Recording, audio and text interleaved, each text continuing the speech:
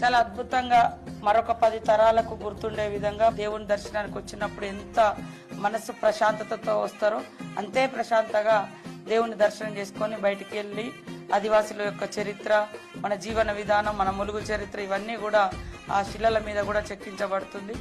గుడిని పెద్దగా చేయడము, తర్వాత ద్వారాలు కూడా మన యొక్క చరిత్రను చూపించే విధంగా ఉండడం, ఇట్లా చేస్తా ఉన్నాం. రోడ్లు వెడల్పు చేస్తా ఉన్నాం. గుడి చుట్టూ కూడా అంటే అక్కడికి వస్తే కేవలం సమ్మక్క దర్శనమే కాకుండా అణువున అక్కడ ఒక అద్భుతంగా ఉండాలి అనే కోరికతో స్టార్ట్ చేసినాం.